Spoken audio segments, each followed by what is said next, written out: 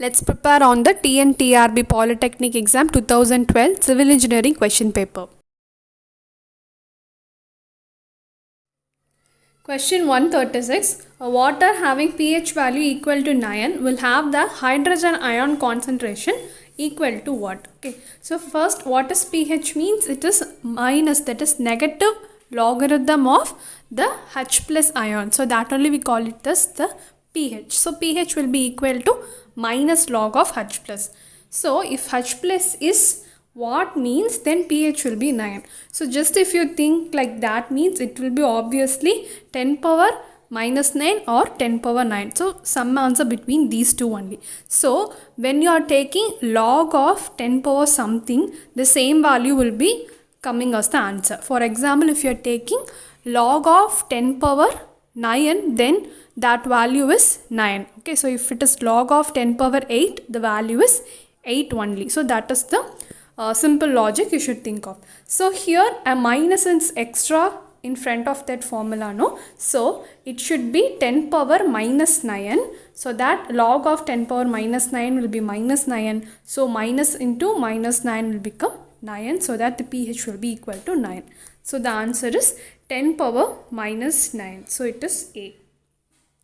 Then 137. If the depletion of oxygen is found to be 2 mg per liter after incubating 3 ml of sewage diluted to 300 ml at 20 degrees Celsius for 5 days, then the BOD of sewage is what? So this type of question we have already seen in the previous TRB questions. That is nothing but the BOD deducted or the BOD reduced should be multiplied with the dilution factor. So that is your simple formula. So here they have given directly the depletion of oxygen is 2 like that. In some questions they will be giving initially it was 5 and then finally it is changed to 3 like that they will be giving. But here they have directly given it as 2. So we can directly do 2 into 300 by 3 because 300 is your total volume and 3 is the volume of your sample alone. So it is 2 into 300 by 3. So that your answer will be 200 milligram per liter. Option B. So question 138, it is the MLSS concentration in an aeration tank is 2500 milligram per liter and the settled sludge volume is 215 ml. The sludge volume index is what? So it's a direct answer. You can directly divide the settled sludge by the MLSS concentration, that is 215 by 2500. So you will get 0.086 but in milligram. But the answer is in grams, so you should multiply by 1000. So you will get the answer is 86. So option A will be your answer. So you may be confused with the units here because when you divide ml by milligram per liter, you won't be getting milliliter per gram. No? So what is the thing they have given is, here the volume 215 ml. This means it is 215 ml per liter because in this test, the settled sludge will be calculated with the 1 liter sample. So 1 liter sample will be taken and it will be allowed to settle. So that this value means it is 215 ml per liter. So when it is divided by milligram per liter, obviously liter and liter will get cancelled and the unit will be milliliter per gram. Question 139. A source emitting 80 decibel and another emitting 60 decibel, if put in the same location, will produce a noise of what? So here this is your formula, that is your decibel value should be equal to 20 logarithm of P RMS by 20. Okay, just the root mean square we are taking for that. So it should be like this. So here our aim now is to find the PRMS for both the decibel, that is for 80 and also for 60, and with those PRMS value we will find the combined PRMS because 2 decibels or 2 noises are acting in a same location, no? So we should take the combined PRMS and with that PRMS again we want to find the decibel. So this is the actual step-by-step procedure for doing this problem. Okay, so 80 will give you 20 logarithm of PRMS by 20.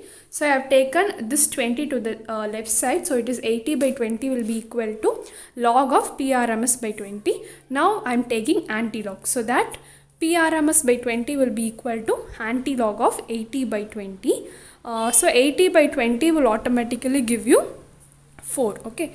The anti-log of 4 is nothing but it should be 10 power 4. Antilog of 3 is 10 power 3. Okay, so that also you should be known of. So here it is antilog of 4, so it is 10,000. So PRMS will be equal to this 20 into 10,000. So it is 20,000 mu Pascal. This PRMS should be written as mu Pascal. And the same thing I have done for 60 also. So there you are getting 20,000 mu Pascal. So now I am taking just the square root of both the values, that is square of both the values. So it is root of 2 lakh square and 20,000 square. So it will be 2,997.51 mu Pascal. So this is your combined PRMS when both the noise levels are acting in the same location. So you have to apply this PRMS to that previous formula, that is 20 logarithm of this value by 20. So you will get the value is 80 decibel. Okay, so this also you can just round it off because it is 2 lakh, no? So 2 lakh something, so you can round it off as 2 lakh. So 2 lakh by 20 you will be getting us 10,000. So it is 10 power 4. So when logarithm of 10 power 4 will give you 4, so 20 into 4 you will get 80 decibel. Okay, so here option B, 80 decibel is the right answer. And you also remember this, that is if the decibel levels are same, that is in this question they have given one is 80 decibel and another emitting 60 decibel. No, in some cases they will be giving us the same value, that is some machines of 70 decibel and another machine of 70 decibel is running at the same time your location, means what will be the effect. So this is the question they have asked in the TNEB. So what should be the answer there, means it should be added by 3. So whatever may be the number should be added by 3 only. So if they are giving two machines of 50 decibel, means it is 53 decibel. The combined effect will be 53 decibel. If two machines of 80 decibel, means the combined effect will be 83 only. So it is a constant. The next question here is 140, that is if a radius of horizontal curve is 80 meters, design speed is 40 km per hour and the design coefficient of lateral friction is 0.15, then the rate of super elevation of full lateral friction will be what? So here the general formula to be used is E is equal to V square by 127 R. But when applying these values, that is V as 40 km per hour and the radius is 80 meters, the answer is not coming. Thank you and keep watching. Not coming here. But in the key they have given option B as the answer. So if anybody is getting that, means you can share it in the comment section. And then 141, an ascending gradient of 1 in 100 meters meets a descending gradient of 1 in 50. Then the length of the summit curve required to provide the overturning side distance of 500 meter will be what? So here they have given two gradients. So you should take a combined effect of that and you should use that as n value in the formula. So these topics you will be studying in the highway engineering. So here the formula is there for overtaking side distance and also for the stopping side distance. Here in this question they have asked for overturning side distance. So this is the formula, n s square by 9.6. So the n is nothing but 1 by 100 minus of 1 by 50 because this is the descending gradient and that will give you value of 0.03. So it means that it is 3%. Okay, so but in the formula you should substitute only 0.03 only into 500 square, that is your stopping side overtaking side distance, divided by 9.6. so that will give you 781.25 meter. So option B is your answer. 142, in the aberration test, loss in weight in 27 grams, then the coefficient of hardness will be what? So here the general formula is nothing but it is 20 minus the value, that is the loss in weight, divided by 3. So this is your general formula.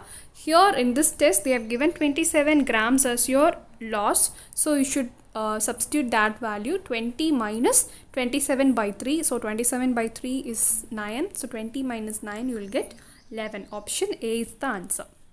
Then question 143, the true bearing of a line is 34 degree and 20 minutes and the magnitude declination at that place of observation is 2 degree 20 minutes west on the date of the observation. Then the magnetic bearing of the line is what? So first you should draw like this so that it will be easy for you to understand, but on practicing you can do it on your mind itself. Okay, so first let me explain this with a diagram. So I'm taking north, south and west, east. They have given the line, that is the true bearing value is 34 degree 20 minutes in the east. Okay, so it means that it is the true bearing, means it actually starts with the north. So I have drawn from the north to that line is 34 degree 20 minutes, and the declination they have given is 2 degree 20 minutes in the west direction. So it is west from the north side, so it is deviated towards the west. Now they have asked for magnetic bearing. So true bearing means it starts from the north, but the magnetic bearing means it starts from the declined north position. Okay, so you should add this value along with this value, so that only you will get your magnetic bearing. So when adding these two, you will get 36 degree 40 minutes. So option A is the answer. 144, a 30-meter metric chain is found to be 0.1 meter too short throughout the measurement. If the distance measured is recorded as 300 meter, then the actual distance will be what? So here whatever may be, that is whether it is short or whether it is long, no problem. You should take that as the numerator value. Okay, so here it is 29.9 meter because it is 0.1 meter short. Okay, so that value is the numerator divided by the original length, that is your 30-meter chain, into the measured distance, that is your 300. So when 30 and 300 gets cancelled to 10, so 29.9 into 10 we will get 299 meters. So option C will be your answer. The same question is asked many times in the objective questions, and if it is increased means also you should do the same manner only. For example, if it is increased by 0.1 meter means you should write 30.1 divided by 30 into 300. Okay, so that is the simple change you have to do. 145, sample of soil has the following properties, that is liquid limit, plastic limit, shrinkage limit and natural moisture content. So the 4 values they have given. Then they have asked for the consistency index of the soil. So this is the formula for the consistency index, that is liquid limit minus the moisture content, natural water content, divided by the liquid limit minus plastic limit. So this term is equal to IP, that is plasticity index. Okay, so sometimes they will be directly giving the IP value, but here they have given separate values for each terms. So you can directly apply all the values so that you will get 15 by 20. The same case if they ask for IL, that is liquidity index, means it is the same formula, but in the numerator alone it is changed to W minus plastic limit. Okay, so W minus plastic limit by liquid limit minus plastic limit will be equal to IL, so that IL plus IC will be always 1. So option A is the answer. Question 146, undrained triaxial compression test is carried out on the saturated clay sample under a cell pressure of 100 kN per meter square. The sample failed at a deviator stress of 200 kN per meter square. Then the cohesion of the given sample of clay is what? So this we have studied in the shear strength topic in soil mechanics, so the formula is just applied here. So this is the formula, sigma 1 is equal to sigma 3 plus sigma 3 tan square alpha f plus 2c tan alpha f. So the alpha f is nothing but the failure plane angle, so it is always 45 degree plus 5 by 2. So in the question they have mentioned clearly that this is a clay, so clay means the phi value will be completely 0, so you can substitute 0 for this whole term, so you can take alpha f as 45 degree, so that tan 45 degree will be equal to 1. It's a known value, so it's easy for us to solve the problem. Okay, and then now the formula becomes a sigma 1 will be equal to sigma 3 plus 2c. That's all the formula is, that's all. Okay, so now the aim is to find the cohesion of the soil. So 2c will become sigma 1 minus sigma 3. So sigma 1 minus sigma 3 is nothing but that is your deviator pressure.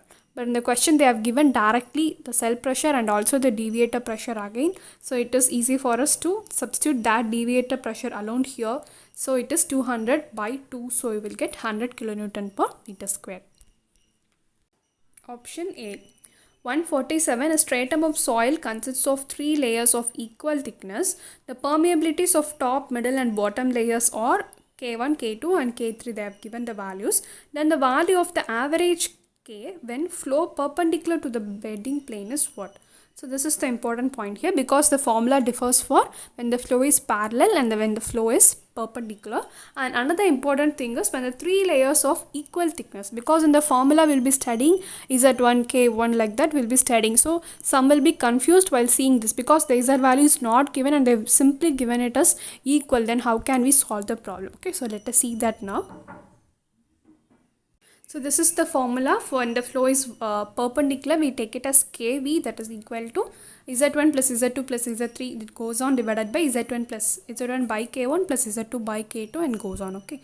So this is the formula. So now in the question they have given it is a equal thickness. No. So with that idea, what we are going to do is we are going to take this Z term as common outside, so that the numerator and denominator Z terms will get cancelled automatically. Okay, so that is the simple thing we are going to do it here. So here three layers are given, so we are taking three terms. So Z into 1 plus 1 plus 1, because it should be Z is taken out, so that you should definitely put 1 here. Okay, and divided by, here also the Z is taken out, 1 by K1 value is given, 1 by K2 plus 1 by K3. So all the values are given. Now the whole formula will be changed to 3 divided by the whole value of this. So it is 3 by 10 power 4 plus 5000 plus 666. So it is approximately equal to 1.38 into 10 power minus 4 centimeter per second. So it is option D is your answer. So with this, the TRB civil engineering part questions are over. So only some 5 or 6 mathematics question is only left out. So that will be dealt separately in a separate video. So next question, what let us go through. So that let me know in the comment section, because there is TNPSC AE question papers are there, SSC questions are there, or if you want to know about the GATE question papers means also, you can give it in the comment section, so that we'll move to that question paper in the next sections. Thank you and keep watching.